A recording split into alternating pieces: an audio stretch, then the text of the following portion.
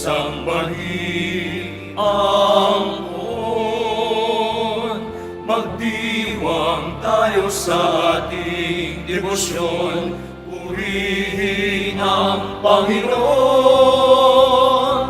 Viva pong Jesus Nazareno, awit at papuri, alay namin sa'yo. Tingin ang dalangin at pagsamo ng bayan mo. Viva pong Jesus Nazareno.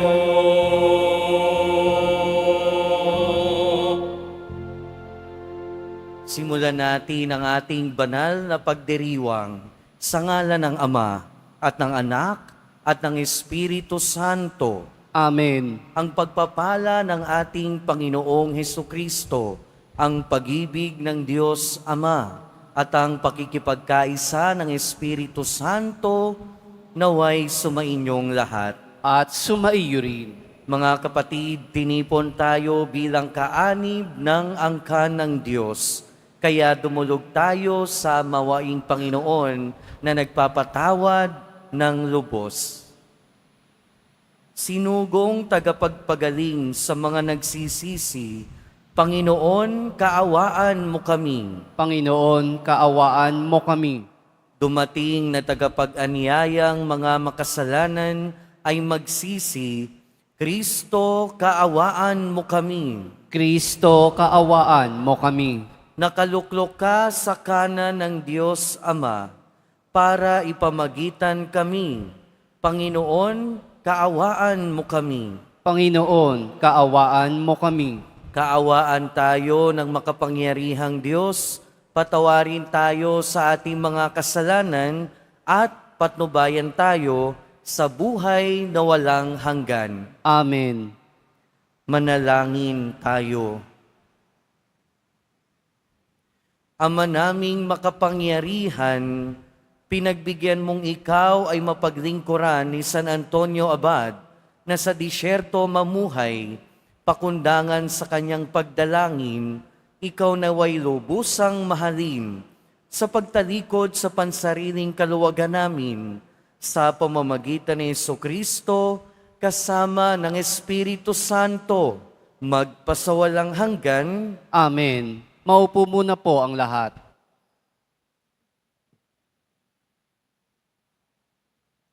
Pagbasa mula sa sulat sa mga Hebreo.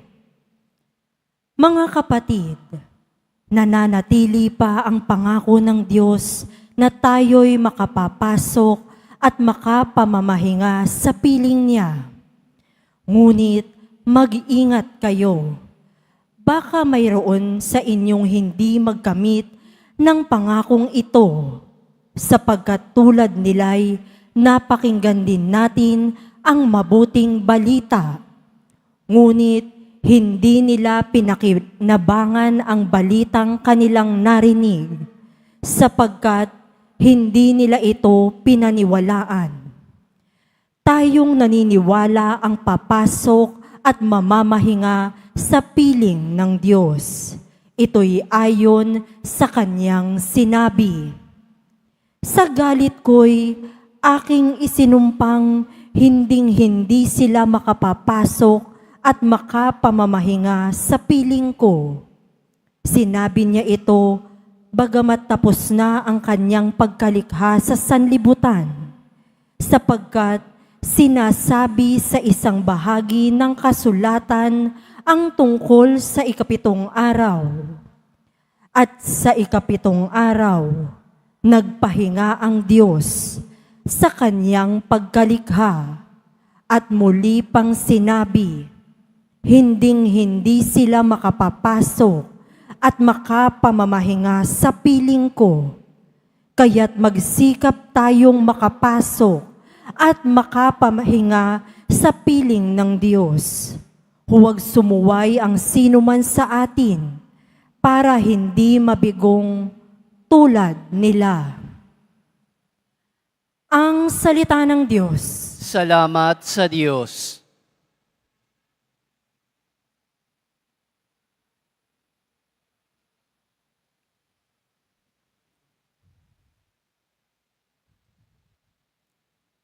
Hindi nila malilimot ang dakilang gawa ng Diyos.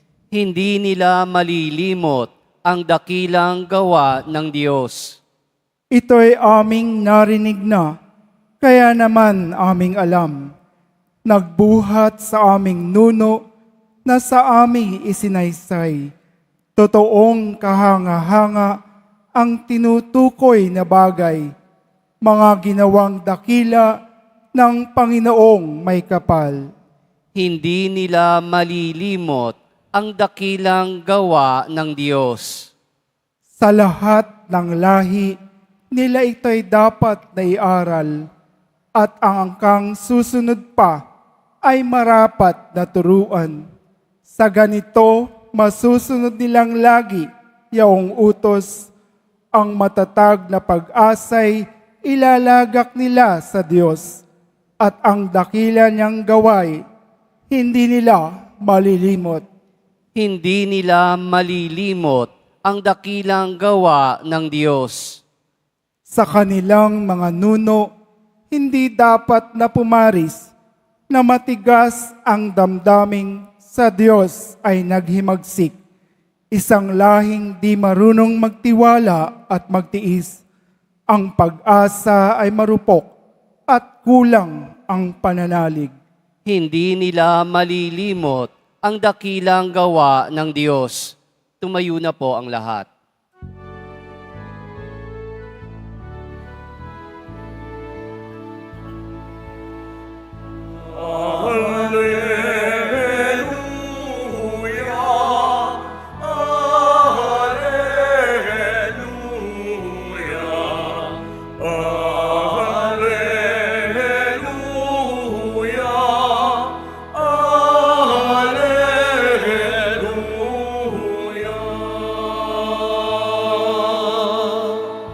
Narito at dumating na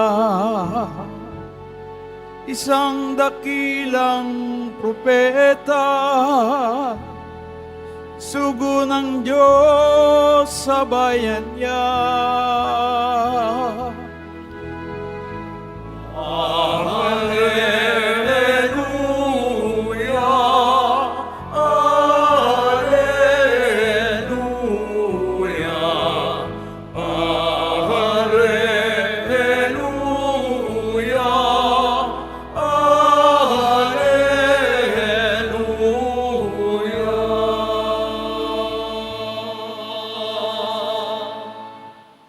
Sumainyo ang Panginoon. At sumaiyo rin. Ang mabuting balita ng Panginoon ayon kay San Marcos. Papuri sa iyo, Panginoon.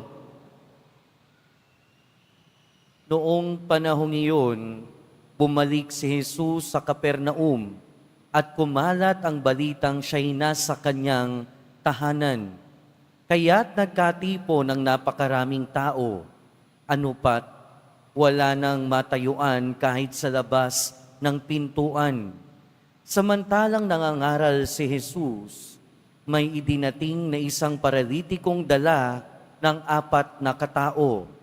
Hindi na ito mailapit kay Jesus dahil sa dami ng mga tao, kaya't binakbak nila ang bubong sa tapat niya at inihugos ang paralitikong nakaratay sa kanyang higaan. Nang makita ni Jesus kung gaano kalaki ang kanilang pananalig, sinabi niya sa paralitiko, "Anak, ipinatatawad ka na o ipinatatawad na ang mga kasalanan mo."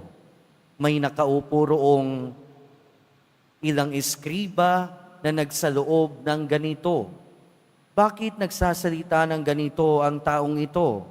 Kalapastanganan sa Diyos iyan. Hindi ba't sa Diyos lamang ang pagpapatawad ng mga kasalanan?" Talos ni Jesus ang kanilang iniisip, kaya't sinabi niya, "Bakit kayo nagsasaloob ng ganyan? Alin ba ang lalong madali? Ang sabihin sa paralitiko, ipinatatawad na ang kasalanan mo, o ang sabihin tumindig ka dahil o dalhin mo ang iyong higaan at lumakad ka? Patutunayan ko sa inyo na dito sa lupa, ang anak ng tao ay may kapangyarihang magpatawad ng mga kasalanan. Sinabi niya sa paralitiko, tumindig ka, dalhin mo ang iyong higaan at umuwi ka. Tumindig naman ang paralitiko, binuhat ang kanyang higaan at umalis na nakikita ng lahat. Sila'y pawang ng gilalas at nagpuri sa Diyos. Hindi pa kami nakakikita ng ganito, sabi nila. Mga kapatid, ang mabuting balita ng Panginoon. Pinupuri ka namin, Panginoong Hesu Kristo. Maupo muna po ang lahat. At welcome po sa Minor Basilica National Shrine of Jesus Nazareno. Araw ng Biyernes, araw ng ating pagdedebosyon, araw ng ating pamimintuho sa ating mahal na poong Jesus Nazareno. Kaya ibalik natin sa Kanya ang lahat ng pagdadakila, papuri at pasasalamat.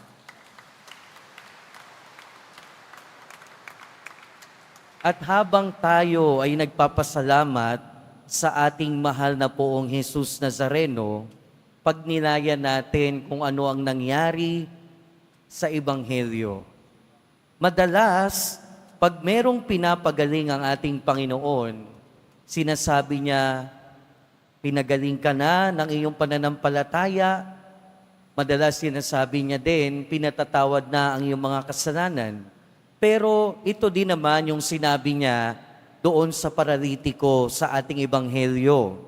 Pero merong kakaiba sa mga mas madalas na nangyayari sa pagpapagaling ng ating Panginoon. Usually kasi ang nangyayari, merong may sakit, lalapit sa ating Panginoon at pagagalingin niya. Pero sa pagkakataong ito, iba ang nangyari.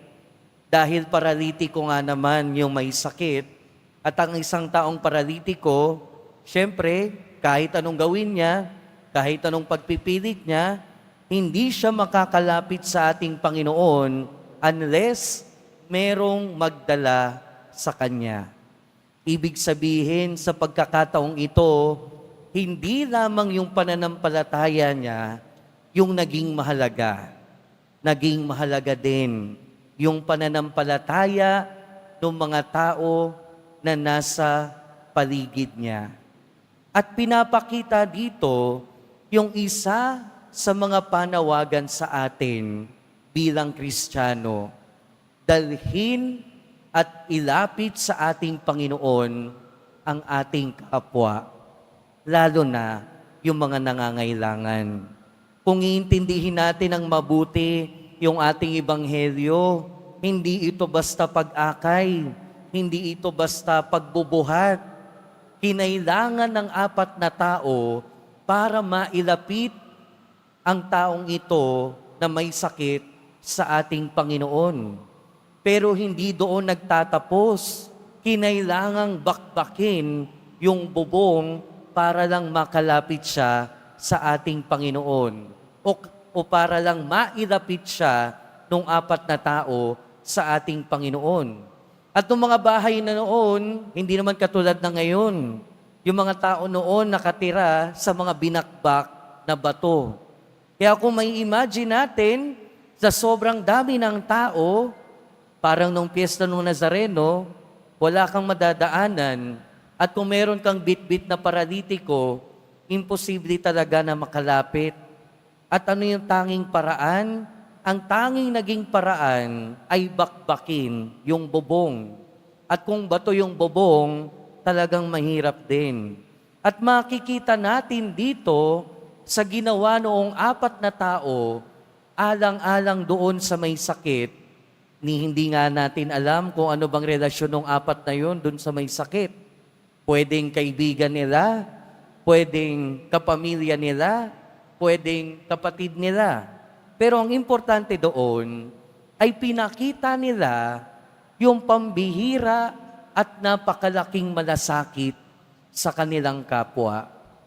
Kaya magandang tanong din ngayon sa atin, hanggang saan ba yung kaya nating gawin para sa ating kapwa, alang-alang sa paglapit sa kanila sa ating Panginoon.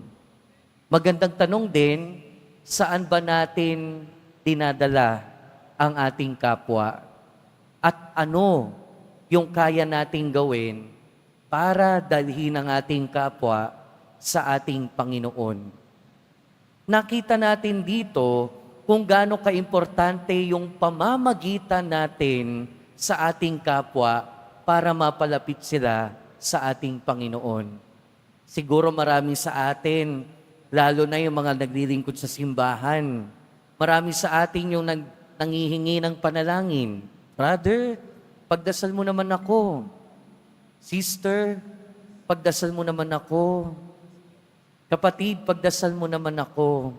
Siguro, madalas, hindi na natin na pagdadasal. O siguro, minsan nakakalimutan natin, pero pinapaalala sa atin ang ating ebanghelyo na kahit sa pagdarasal, merong malaking biyaya na ibinibigay sa atin para mailapit ang ating kapwa sa ating Panginoon.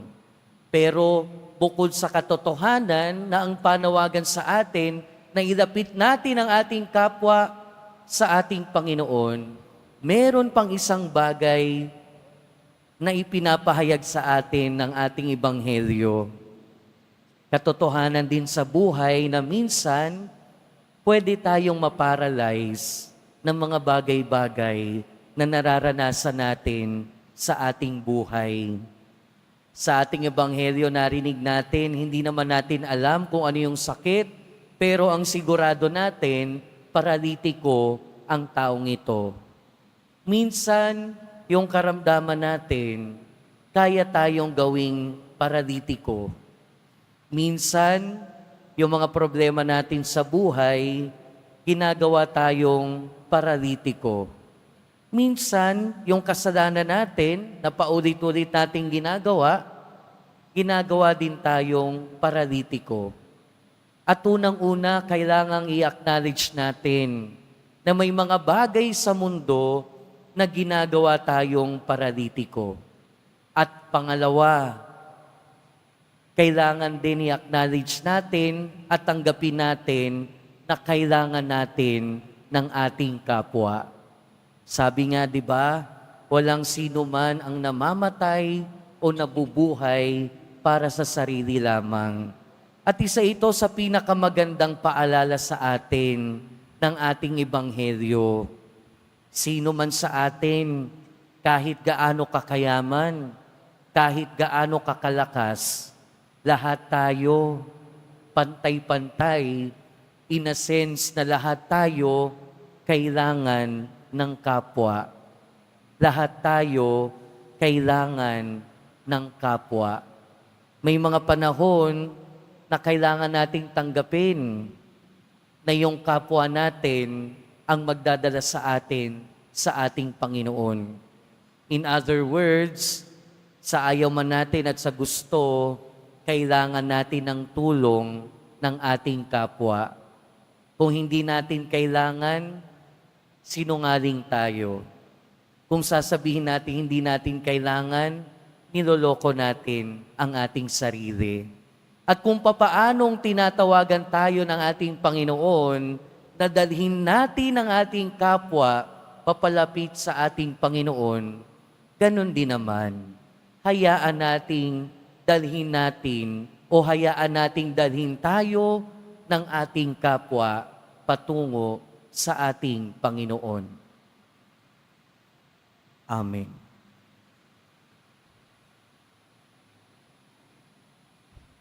Tumayo na po ang lahat.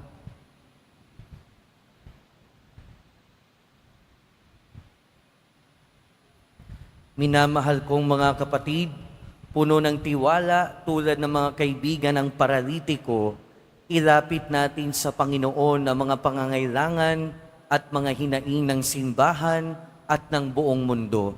Sa bawat panalangin ng ating itutugon, Ama, buhayin mo kaming muli. Ama, buhayin mo kaming muli.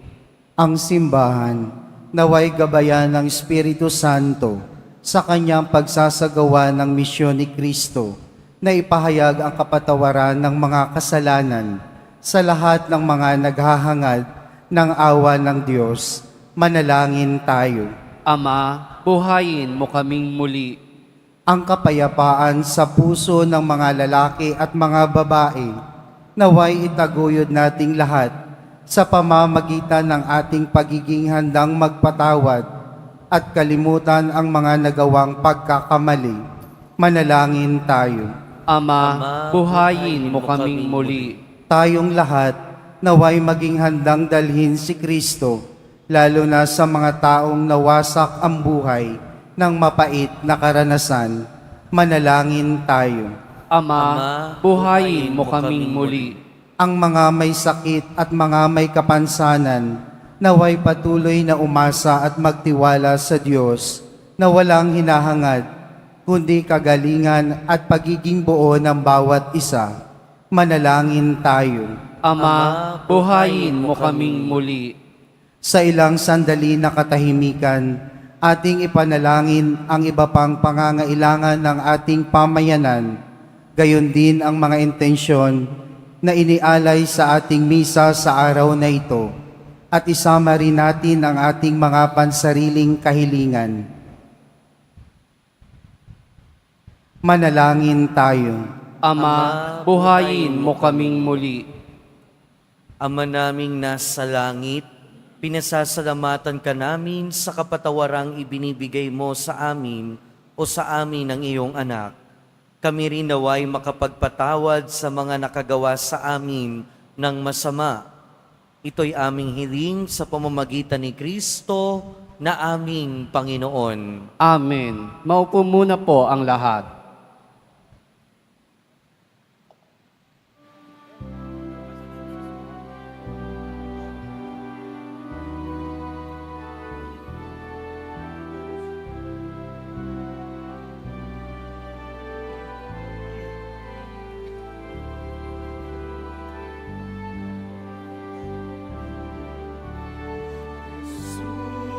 Jesus Nazareno, anak at tinapay sa kanan, ay nagbibigay buhay, biyayang kaloob mo ay aming inaalay, aming hiling pagpapalat, buhay na dalisay.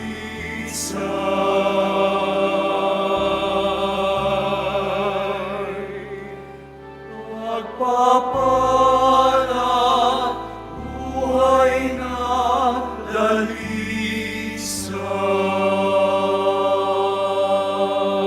Tumayo na po ang lahat.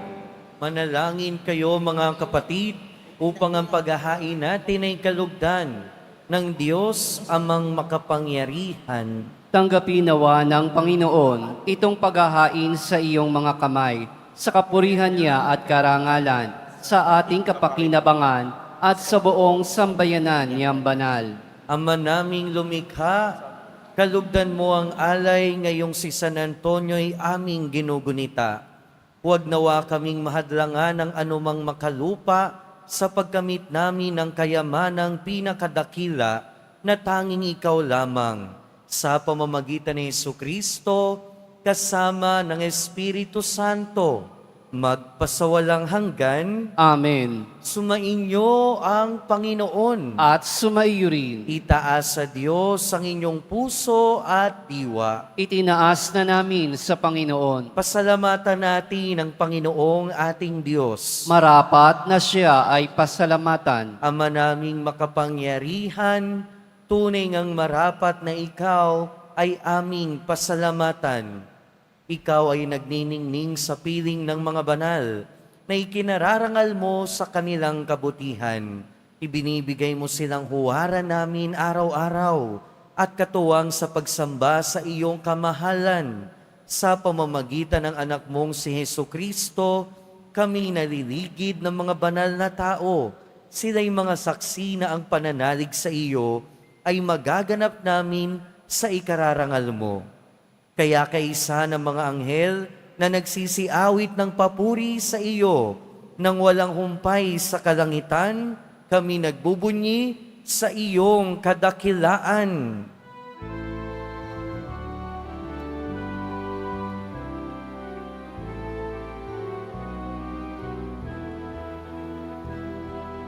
Santo, Santo, Santo, Panginoong Diyos ng mga hukbo,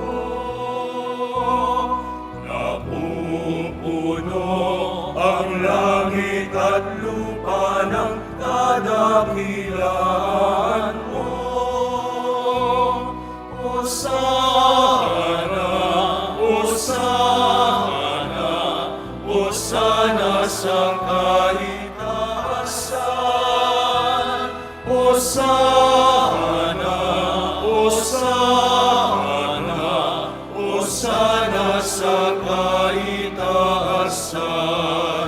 Pinagpala ang naparirito sa ngalan ng Panginoon.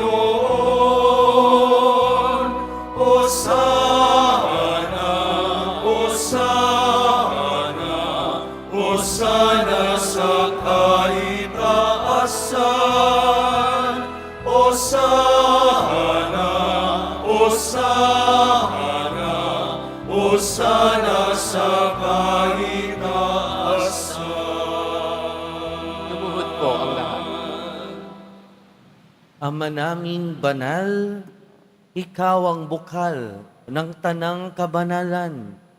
Kaya't sa pamamagitan ng iyong Espiritu, gawin mong banal ang kaloob na ito upang para sa amin maging katawan at dugo ng aming Panginoong Hesukristo.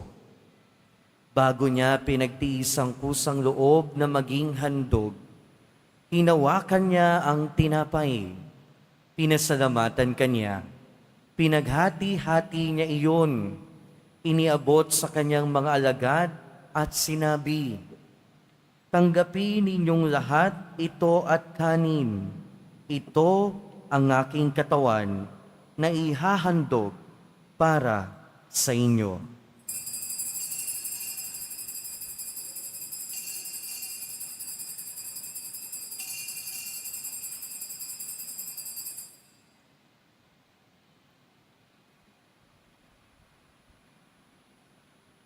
Gayun din naman noong matapos ang hapunan, hinawakan niya ang kalis, muli kanyang pinasalamatan. Iniabot niya ang kalis sa kanyang mga alagad at sinabi, "Tanggapin ninyong lahat ito at inumin.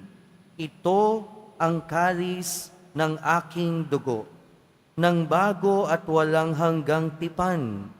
Ang aking dugo na ibubuhos para sa inyo at para sa lahat. Sa kapagpapatawad ng mga kasalanan, gawin ninyo ito sa pag-alala sa akin."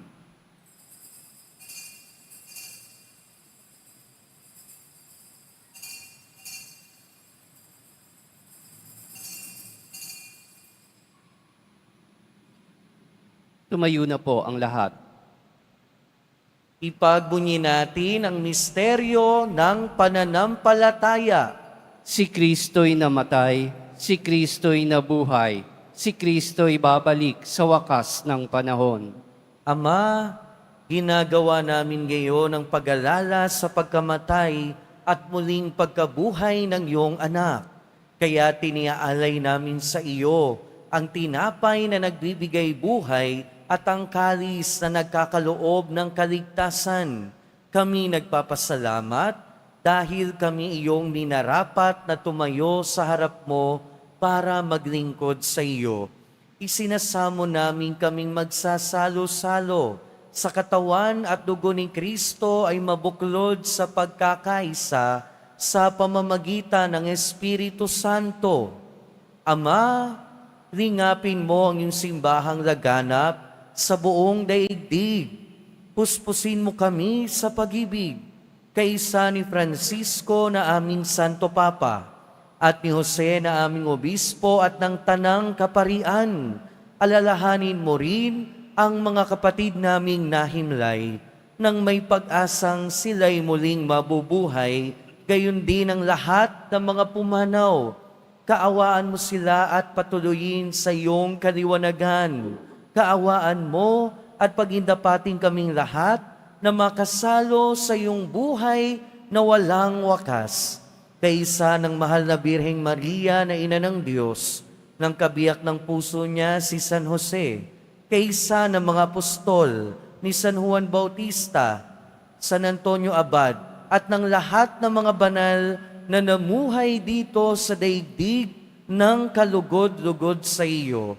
Maipagdiwang nawa namin ang pagpupuri sa ikararangal mo sa pamamagitan ng iyong anak na aming Panginoong Hesukristo. Sa pamamagitan ni Kristo, kasama niya at sa Kanya, ang lahat ng parangal at papuri ay sa iyo, Diyos amang makapangyarihan, kasama ng Espiritu Santo, magpasawalang hanggan.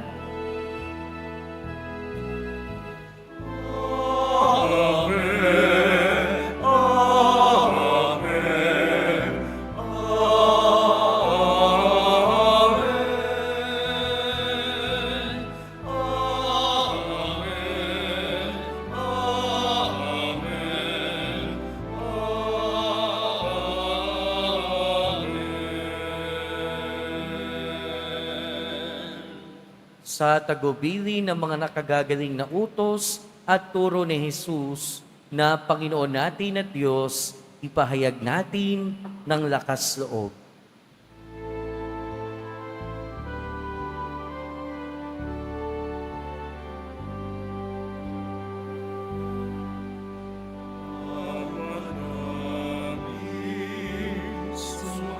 Sumasalangit ka, sambahin ang ngalan mo,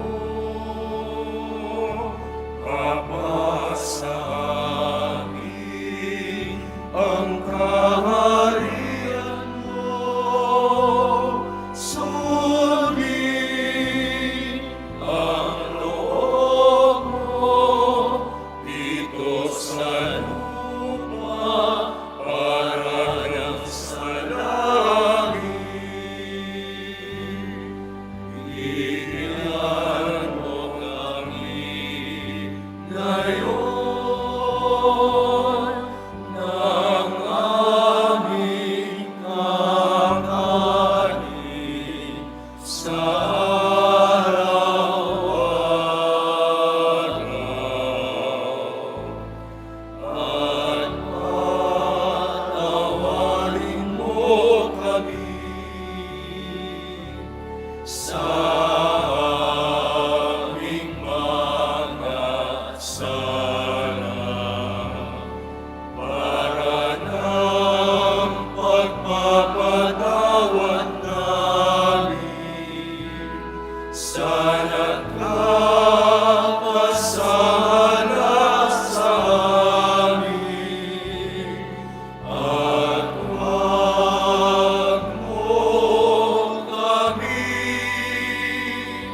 ipahintulot sa tukso, at inanyang mo kami sa lahat ng masama.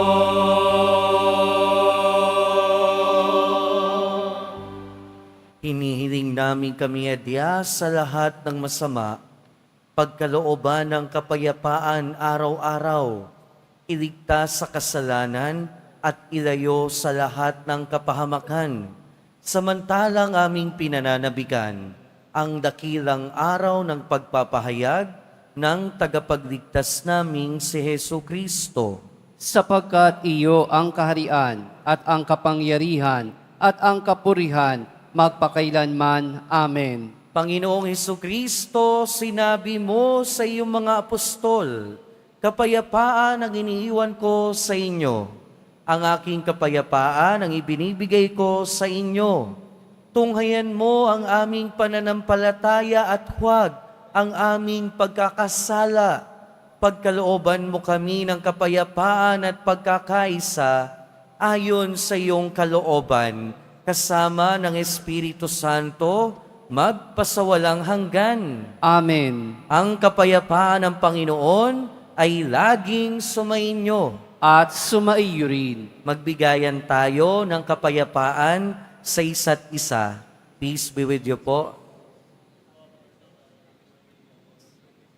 Kordero ng Diyos na nag-aalis ng mga kasalanan ng sanlibutan, maawa ka sa amin. Kordero ng Diyos na nag-aalis ng mga kasalanan ng sanlibutan, maawa ka sa amin. Kordero ng Diyos na nag-aalis ng mga kasalanan ng sanlibutan, ipagkaloob mo sa amin ang kapayapaan. Lumuhod po ang lahat. Ito ang kordero ng Diyos. Ito ang nag-aalis ng kasalanan ng sanlibutan. Mapalad ang mga inaanyayahan sa kanyang piging. Panginoon, hindi ako karapat-dapat na magpatuloy sa iyo, ngunit sa isang salita mo lamang ay gagaling na ako.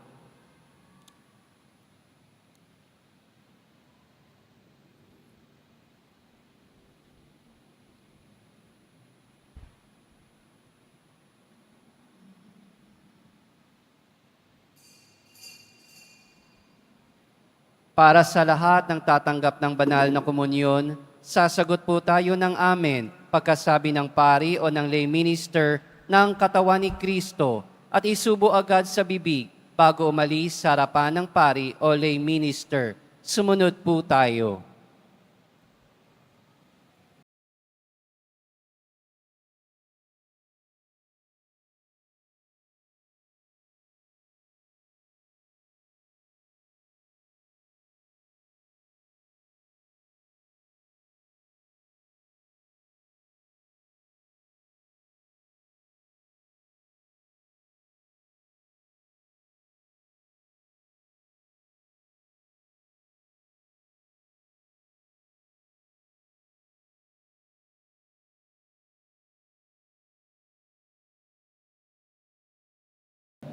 Manalangin tayo. Ama naming mapagmahal, kaming pinapagsalo mo sa banal na pakikinabang ay gawin mong laging makapanaig sa mga kalaban na niloob mong madaig ni San Antonio noong sa lakas ng kadiliman siya'y matagumpay na nakipagtunggalian sa pamamagitan ng Jesucristo kasama ng Espiritu Santo, magpasawalang hanggan. Amen. Sumainyo ang Panginoon. At sumaiyo rin. Mahal na poong Jesus Nazareno, inihayag mo sa pamamagitan ng krus ang walang maliw na pag-ibig ng Diyos sa sangkatauhan. Pakinggan mo ang kahilingan, lalo na para sa mga nangangailangan ng iyong tulong at awa. Makamtanawa namin ang iyong kasagutan na may utang na loob na tinatanaw.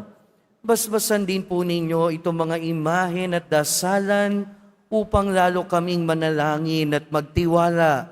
Sa pamamagitan ng bendisyon na ito, naway lalo kaming maging mapaglingkod, masunurin at tapat sa iyo na aming maluwalhating Panginoon, magpasawalang hanggan.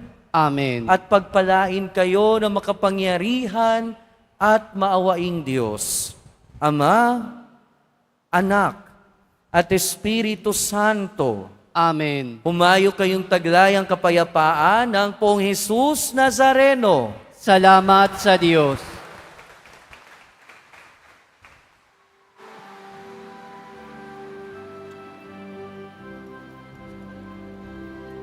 Nuestro Padre Jesús Nazareno, sinasamba ka namin,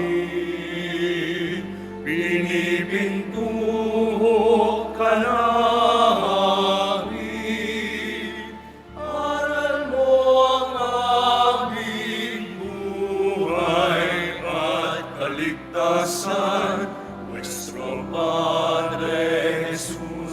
Nazareno, iligtas mo kami sa kasalanan. Ang krus mong kinamatayan ay sagisag ng aming kaligtasan. Nuestro Padre Jesus Nazareno, dinarangal ka namin. Nuestro Padre Jesus Nazareno, nilulwalhati ka namin. Nuestro Padre Jesus